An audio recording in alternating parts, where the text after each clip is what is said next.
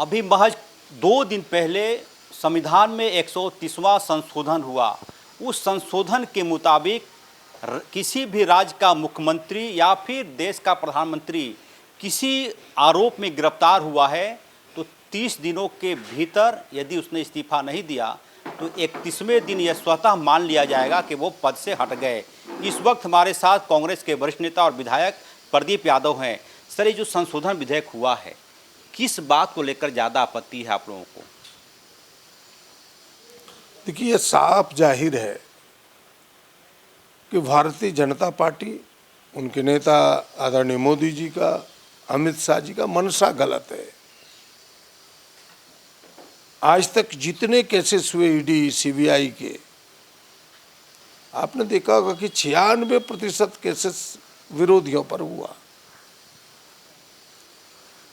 यानी वो जग जाहिर हो चुका है कि वो किस प्रकार से इन एजेंसियों का दुरुपयोग कर रहा है। इन एजेंसियों के दुरुपयोग करने के बावजूद वो गला नहीं दबा पाए विपक्ष का, लोकतंत्र पर तानाशाही हावी नहीं हो सका। अब इस लोकतंत्र पर तानाशाही हावी होना चाहता है, उसके प्रयास है कि हम किसी न किसी प्रकार, किसी न किसी बहाने फिर से एक बार इनका दुरुपयोग करके उन्हें 30 दिनों के अंदर भीतर कर दें, 30 दिनों तक भीतर करें और 30 दिनों के बाद जैसे ही 31वां दिन होगा वह सत्ता से पदच्युत होगा, फिर मेरी मनमानी चलेगी। और यही सच होने वाला है। हम इसे कतई बर्दाश्त नहीं करेंगे। केवल सत्ता से जाने की बात नहीं है, इस लोकतंत्र को बचाने की बात है। इस संशोधन विधेयक के बाद अमित शाह की एक रैली हुई थी। उन्होंने साफ शब्दों में कहा कि संशोधन में नहीं लाने जा रहा था। यदि अरविंद केजरीवाल इस्तीफा दे दिए होते तो इसकी जरूरत महसूस नहीं होती। देखिए, ये बातें सबके सामने हैं और ये बातें सार्वजनिक भी है। एक एक लोगों को पता है कि जब जरूरत पड़ी तो लोगों को इस्तीफा देना भी पड़ा। यहाँ तो हेमंत जी ने इस्तीफा दिया, लेकिन आज उस मुकदमे पर जो सुप्रीम कोर्ट ने टिप्पणी की, उसका उत्तर कौन देगा कि यह मुकदमे वेसलेस है, यह मुकदमे जानबूझ करके किसी को परेशान करने वाला है। आज ईडी पर जो सुप्रीम कोर्ट के कमेंट्स आ रहे हैं, उसका जवाब कौन देगा? हमें लगता है कि अमित शाह जी को उनका भी जवाब देना चाहिए कि जो आप विरोधियों का इस तरह से गला फंसाते हैं, उसके उत्तर आपके पास क्या है? एक कोई उदाहरण, एक कोई चीज इस लोकतंत्र के गला घोटने के लिए नहीं है।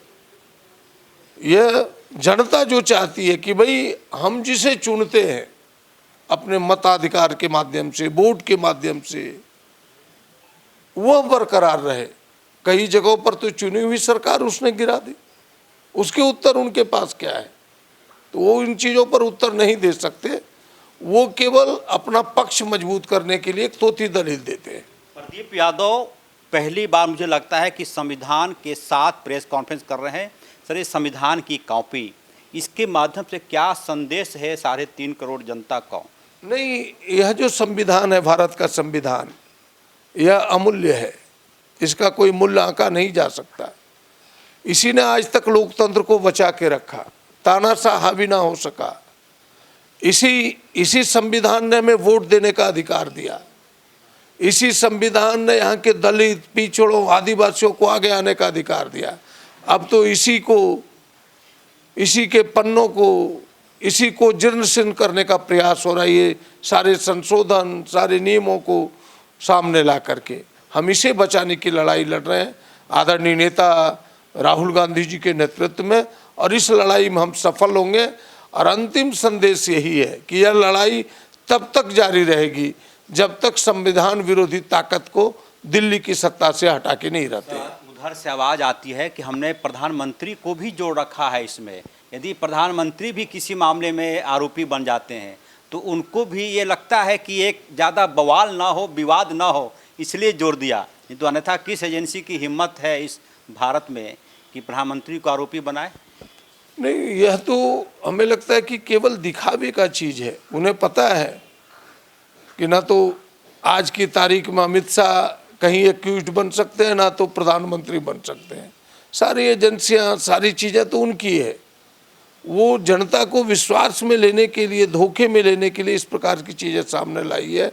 सच यही है कि यह विरोधियों को हरास करने के लिए, विपक्ष को हरास करने के लिए इस 130वां संशोधन है, इसे हम कतई पास होने नहीं देंगे। इसका हम पुरजोर विरोध करेंगे। कांग्रेस की चिंता तो समझ में आती है कि आप बड़े दल हैं, लेकिन साथ में अन्य दलों की जो चिंता होनी चाहिए कांग्रेस के साथ, वो दिखाई पड़ती है आपको? न, बिल्कुल। पहली बार आपको देश में प्रतिपक्ष इतना एक साथ खड़ा दिखता है।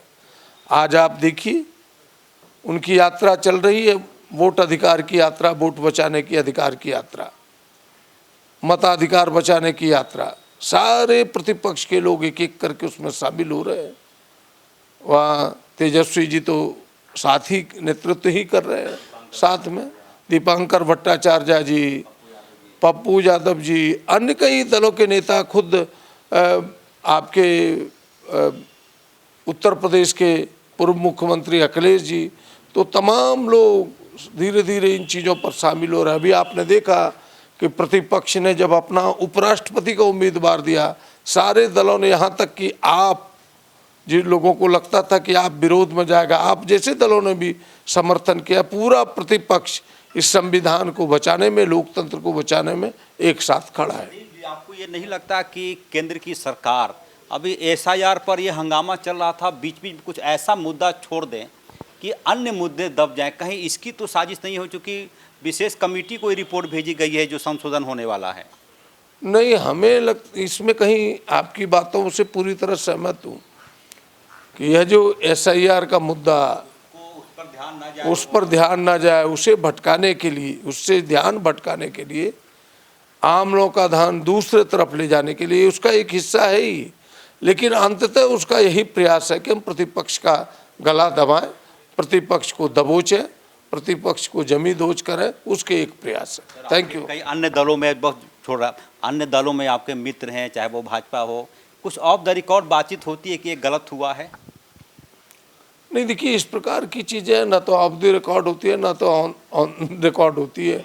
वो अपनी बात कहते हैं, उनको जो उनका जो पार्टी का निर्देश है, लेकिन सच तो दिल से स्वीकार किया जाता है। हमें लगता है कि दिल से वे स्वीकारेंगे कि ये सही है, ये गलत है। अंतिम सवाल, बिहार में क्या तस्वीर देख पा रहे हैं आप? बिल्कुल, बिहार में इस बार इंडिया गठबंधन की सरकार बनेगी, तेजस्वी जी के नेतृत्व में। चलिए, थे हमारे साथ प्रदीप यादव, कांग्रेस के वरिष्ठ नेता हैं, विधायक हैं, भारत की संविधान की प्रति लेकर मीडिया से बात कर रहे थे। सबसे बड़ा विरोध यह कि जो 130वां संशोधन की कोशिश है, इस पर लगाम लगे। विधानसभा के बाहर, विधानसभा के भीतर इनका आंदोलन होगा, लेकिन देखना होगा कि इनके इस आंदोलन में अन्य विपक्षी दलों की ताकत कितनी मिल पाती है। सहयोगी उमेश के साथ एचएनएन 24/7 के लिए रांची से अजय लाल।